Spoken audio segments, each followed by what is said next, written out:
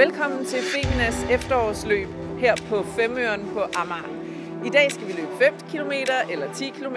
Vi har foredrag med Christian Bitz, men først og fremmest så handler det om, at sundhed, det skal være nemt, og det skal faktisk være sjovt. Det behøves ikke være surt. Så det er det, vi er her for i dag, og vi glæder os til en fantastisk formiddag.